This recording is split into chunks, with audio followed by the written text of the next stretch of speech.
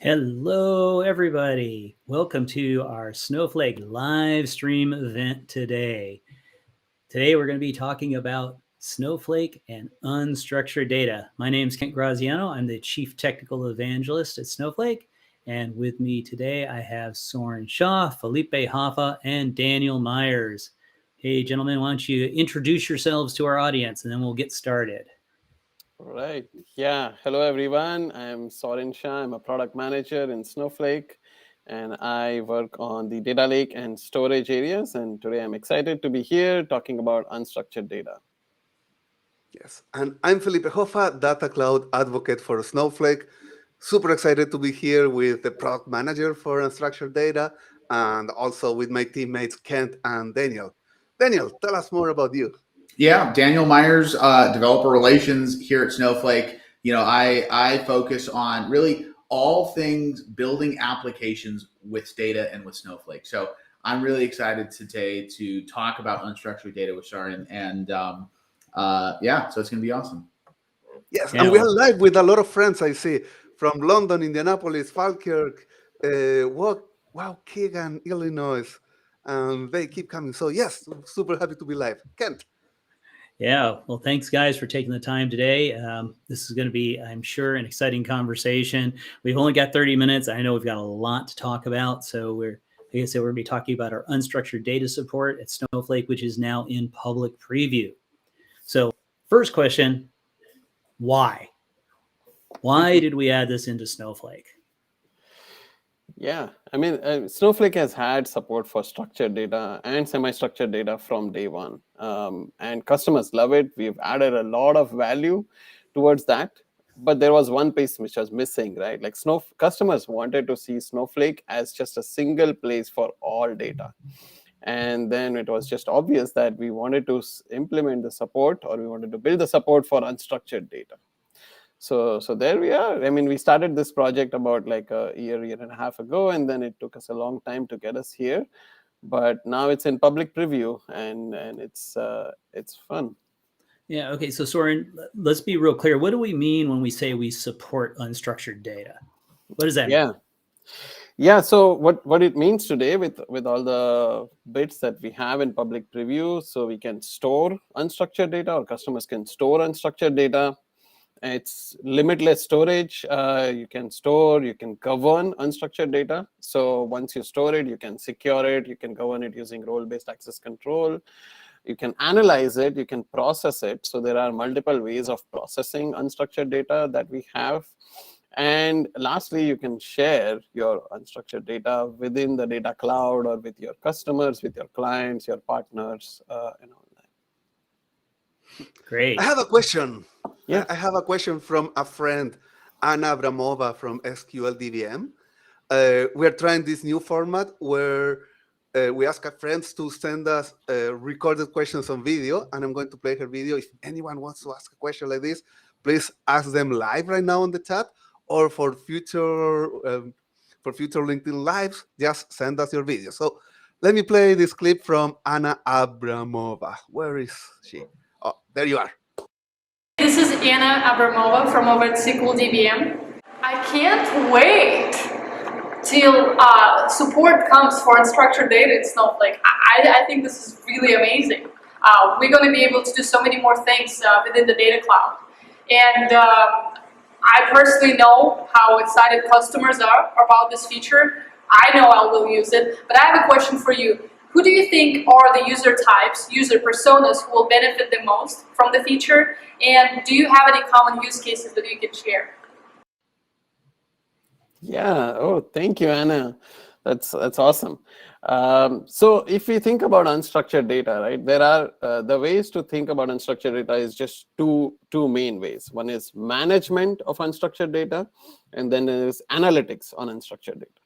So if you think about management, the personas are mainly like data analysts, or data administrators, data stewards, or central IT team who is managing unstructured data at one place and governing it, securing it, and making sure that there are no 1,000 copies of PDF files or documents or images here and there in the company.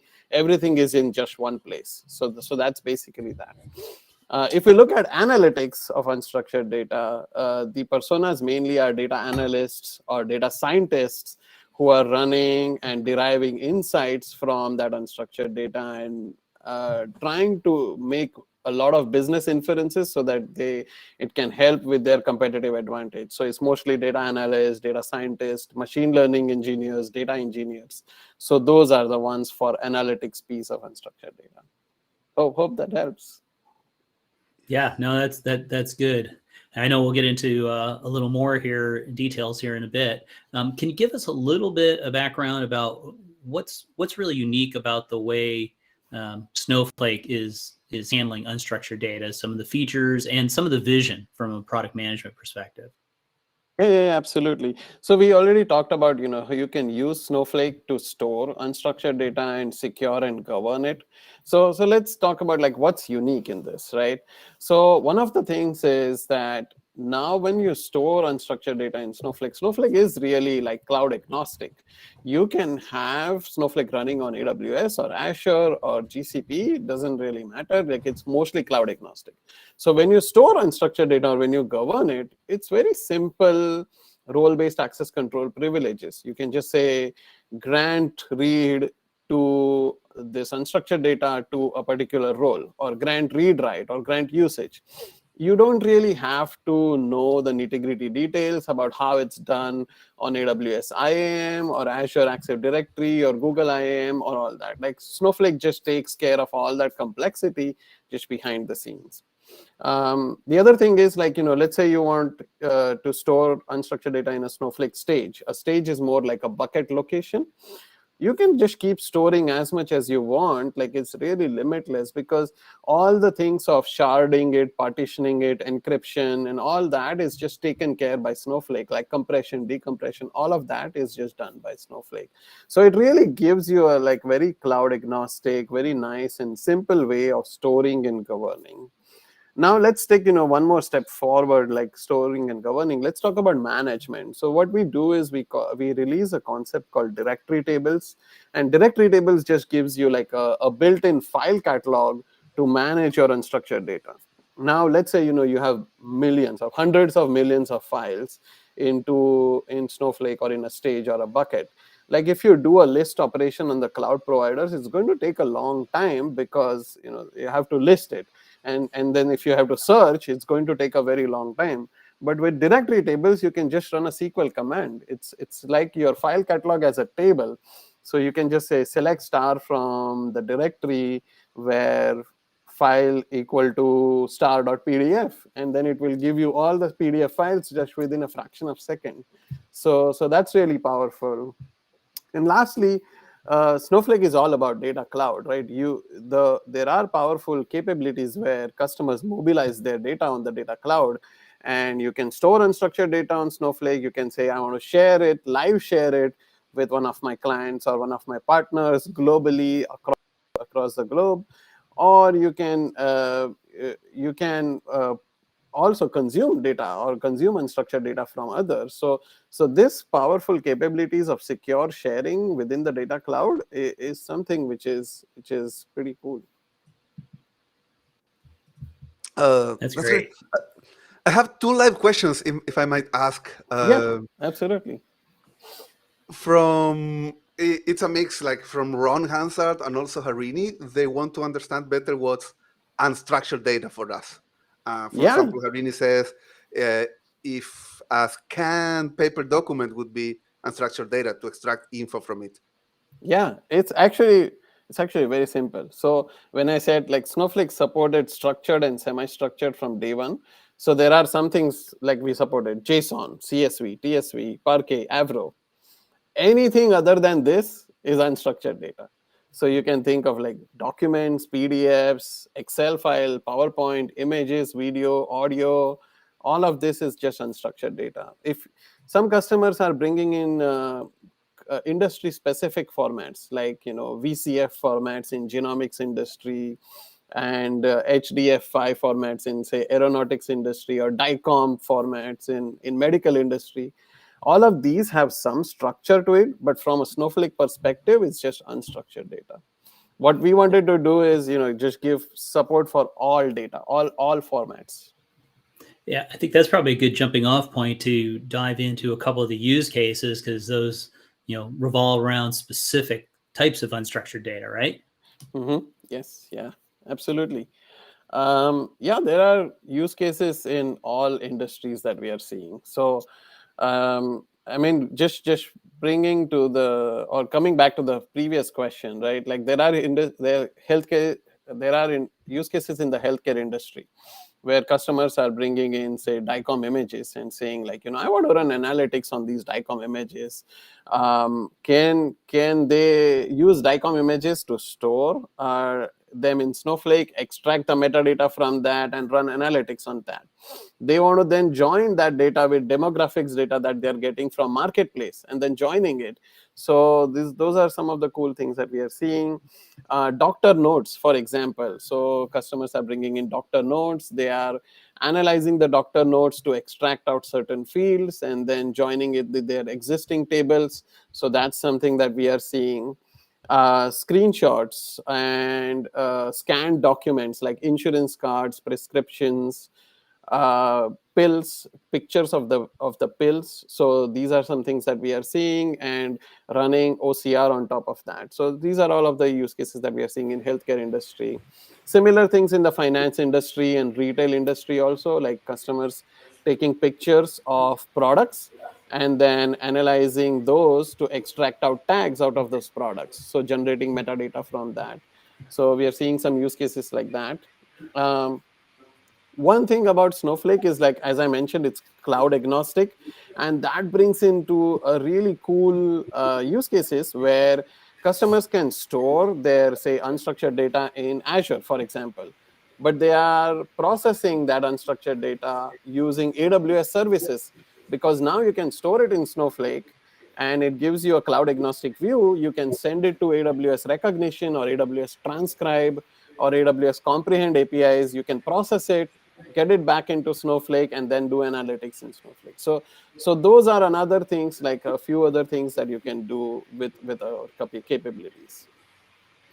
Oh, that's great. And we got a lot of questions coming in on people wanting lots of details on this, on how this all works. So Yeah. I know later on, Felipe, you've got a bunch of blogs that you're going to tell people about where they can get some more of this information, right? Well, for example, we have this post from Saurin on how to use Snowflake to join PDF or doc documents with other tables. So Saurin went step by step explaining how to process these files. And for example, we have questions like uh, how would you do this? Do you move the files from S3 into Snowflake? How do you share these files with other people? Yeah, that's a really good question. So Snowflake has a concept of a stage, and that stage can be an internal stage or it can be an external stage. Now, if you want to keep your documents in S3, you can keep it on S3 and it's an external stage. If you want to move them into Snowflake, then it's an internal stage. But the unstructured data capabilities works exactly the same, irrespective if it's an external stage or an internal stage. So you don't really have to bring in. A lot of customers, what they are doing is they are either keeping it external, or they are keeping their older data external and then bringing the new data into Snowflake. Because when they bring it into Snowflake, we take care of encryption and scalability and all that. But it's up to the customers. Like it really doesn't matter from the capability point of view. One of the coolest use cases that I've seen is actually the one that we showed and demoed at Build just a few weeks ago. Leveraging the unstructured data support to analyze Dota 2 proprietary replay files. So this was actually a pretty cool use case where, if you play the video game Dota 2, you're generating these replay files that you can download at any time. Now, leveraging Snowflake, you can actually analyze your gameplay in aggregate and do in-depth analysis. So and just kind of think of the possibilities building on top of this, right? So if you if you have these replay files themselves contain hundreds, if not thousands, of individual data points of, who's moving where within the video game and who casts this spell or that spell. And what's cool about that is that you can, see, for example, your own individual gameplay and see, okay, I do best when I using this combo, or I do best with this character. And you can even leverage that further to do things like data science and machine learning on top of that to come up with your own models of replay and gameplay success. So you kind of see future prediction of, hey, if I play as this character, how likely am I to win? So it's pretty cool to see, and it's also fun because it's who doesn't like video games? Yeah, that's a great, really creative use now of these new features. I like that. And yeah, like you said, who doesn't like video games? So Saurin, with all of this new features, and Snowflake's had a lot of progress in our governance features over the last couple of quarters. How does Snowflake governance features relate to unstructured data, helping us manage it? Yeah. So one of them I covered, like Snowflake's governance features are really simple and cloud agnostic, and the same thing applies for unstructured data. So now you don't really need to manage very complex IAM policies in each cloud providers. You can just manage that in Snowflake. The best part about this is, let's say you have cross-cloud replication. If you have cross-cloud replication and you want a disaster recovery story, you can just manage those policies within Snowflake, and those policies just go across on the other cloud, and you don't really need to learn about different clouds. So that's definitely one of them. The other governance features that we recently released are role-based access control for row-level security. And you can do that within Snowflake. Actually, there was a blog post that we had recently about that, where you can now store unstructured data in Snowflake. You can share it with your clients and then have role-based access control or row-level security. And then you can say, client number A or client A will have access to see unstructured data only for client A, and client B will have access to see only for client B, although everything stays in the same repository. So that's really powerful governance capabilities that you can have within Snowflake. Good. Another quick question just came in. The unstructured data type, is it the same as the variant that we've already had, or is it a new data type? No, it's not a variant. The variant data type was already there. We already had binary data type as well. That's about, but both of these have limitations that you can use only 16 megabytes or you can store only 16 megabytes. For unstructured data, we took a very different approach. It's not really a data type. You store unstructured data in a stage, and then you have a link from the table to the stage. So what this uncovers is, it's more like a file reference data type, if you would say. And what this really does is it gives you capabilities of storing as many as the cloud provider, or as large file as the cloud provider says. Like you can store a terabyte size file in the table, and it would still be fine. Like it doesn't matter. So it's more like a reference or more like a link from the stage to the unstructured data, or from the table to the stage. Okay, good. Thank you for that clarification. Awesome. Now we were before we get off of the governed thing, Felipe, you had just popped up there a second ago, I think, the blog post about governing access. Yes, by Carlos Carrero, one of our teammates. What do you think about this blog post? Sorry. This is awesome. I mean, it's a really good blog post. As I was saying, right, like we are seeing a lot of customers coming in and saying that, we have this whole set of unstructured data files, and I really need to do this. And the key part about this is you can extract metadata. So let's take an example, right? You let's say you are a company that does business with 3 different suppliers, A, B, and C, and you can extract metadata from those invoices, and you can infer that this invoice is about supplier A, this invoice is about supplier B, and this invoice is about supplier C. And now you can just make sure that the supplier A sees only the invoices for they are supposed to see. So this is how you can really create governance policies in Snowflake. And even though all the data is located in just a single location, the powerful capabilities of sharing and securing and governance, all of that work together. And you can just, without making copies of it or without even sending physical files, you can make sure that everything is in your architecture is in place. Wow, that's great. And I think you mentioned when you were talking before that you can do the cross cloud, which I assume also means cross region replication on the unstructured data. So it's, you know, all the fundamental features of Snowflake that have been there for years apply to this data as well. Right. I just want to clarify on one thing. So the replication of internal stages is something which we are working on, but replication of external stages is something that's available. But yeah, I mean, it should be available. Very good. We have a live question from Paul. I guess time travel will not apply with this type of files?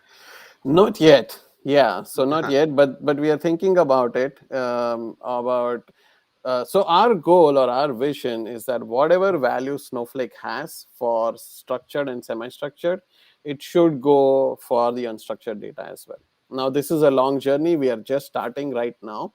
So time travel, fail-safe, versioning, like all of these values that we have for structured, we should give it for unstructured as well. But it will take some time for us to get there. So cool. Going back to the blog post, if I can say something before we continue, we have a few minutes left. Yeah. But I love this part from the blog post. It's like here, Carlos is creating a view.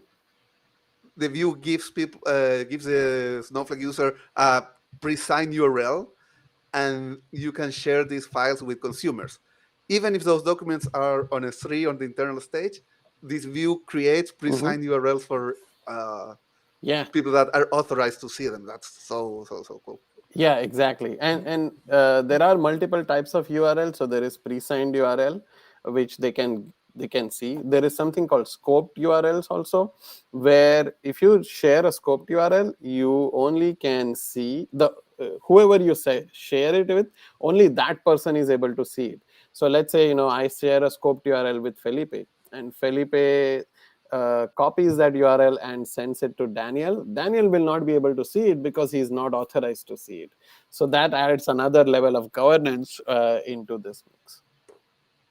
Yeah, that's awesome. Yeah, because so we don't need people copying things and sending them to their friends via email, and then that's a workaround. So you say that doesn't exist. Can't do that with Snowflake. Can't do that. Yes, absolutely. That's incredible. So we need to talk about how people learn more, because obviously this was a really short live cast here, just really kind of an introduction as to where we are with unstructured data in Snowflake. What's the best way for folks to dig in a little more? So we had a webinar. I think the webinar was called 7 Steps to Get Started with Unstructured Data. Oh, yeah, that's the one, 7 Steps to Get Started with Unstructured Data. I think that's one of the ways to get started. We have a Snow Day presentation coming up in November 16th, where we'll have a demo of, I won't do the spoilers right now. We'll have some demo of how to process unstructured data on that. And there is a bunch of material that we are producing all the time. So it's, keep an eye on all the things that Snowflake is doing. I love telling people to subscribe to our subreddit, our Snowflake, where they will get all the news about this and everything else. This is a way to keep an eye on it. And awesome. If people want to play with these features, where would they go, Daniel? Yeah, absolutely. I think there's a couple resources for developers. One is going to be checking out developers.snowflake.com. That's going to be a big resource place to go to for unstructured data and everything else that if you're looking to build applications with Snowflake.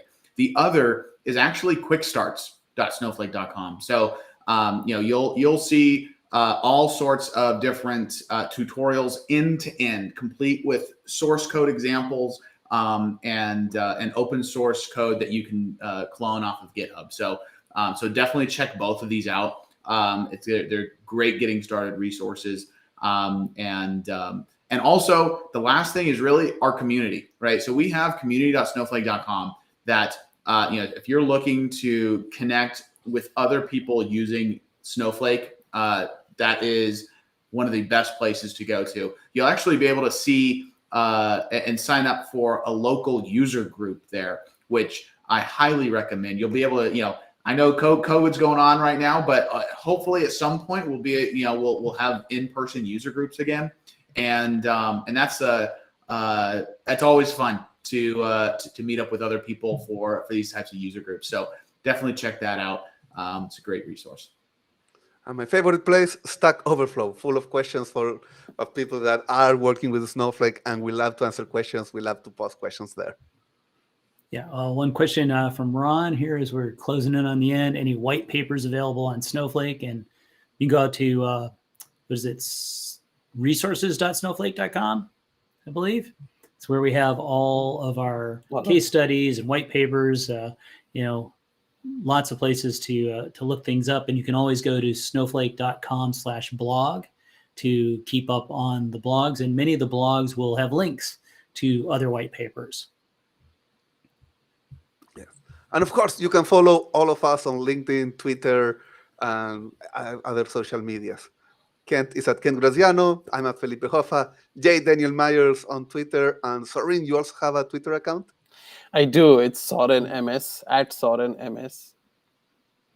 Nice. And of course, folks can always look up docs.snowflake.com for all the nitty-gritty details about everything in our product.